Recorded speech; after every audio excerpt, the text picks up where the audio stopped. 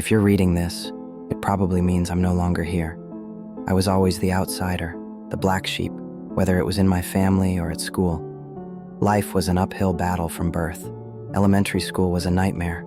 Daily insults, shoves, laughter behind my back, my weight, my appearance. Everything was an excuse for ridicule. I remember them throwing food at me in the cafeteria while the teachers pretended not to see. Middle school wasn't any better. The same bullying, the same loneliness. I didn't have a single friend, no one who would stand up for me. Every break I'd spend alone in a corner of the hallway, pretending to read, just to avoid looking at the happy groups of my peers. High school was supposed to be a new chapter. I believed everything would change, that I'd finally find my place, but that was naive. It was the same story all over again. No friends, bullying because of obesity, acne, just my looks. Even the teachers seemed to have it in for me, looking at me strangely, grading me harsher. I once overheard one of them tell another that nothing good will come of him. At home, nothing changed either, just coldness and indifference.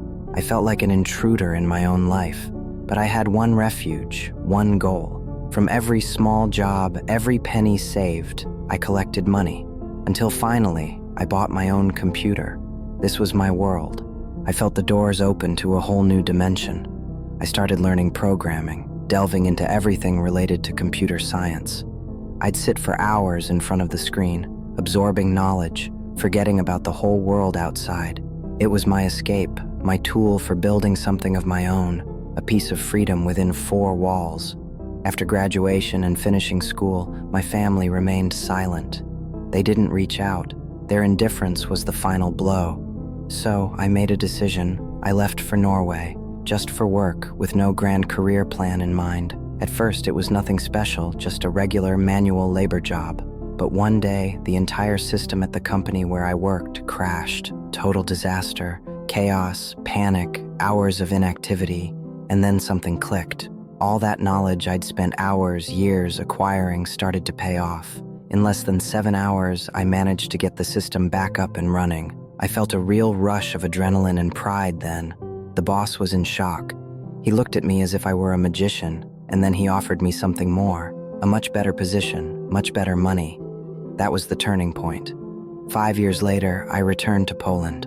With a substantial sum in my account, I opened my own company.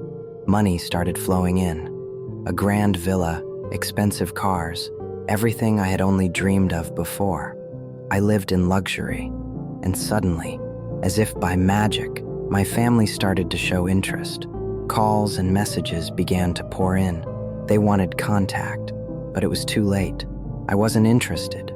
Their sudden attention was just confirmation to me of how shallow their motives were.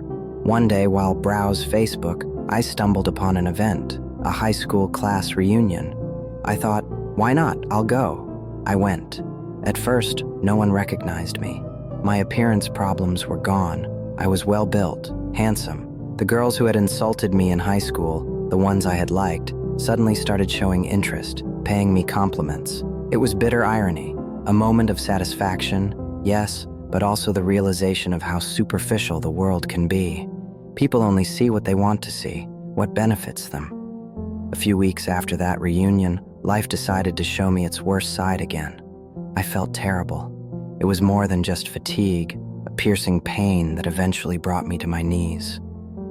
I woke up in the hospital, and the diagnosis sounded like a death sentence, malignant cancer. The doctors talked about treatment, about chances, but I heard them as if through a fog. I made my decision. I won't fight. Why? Because, truthfully, everything I wanted to achieve, I've already achieved. I decided to leave my entire fortune to the animal shelter, to those dogs and cats I once adopted.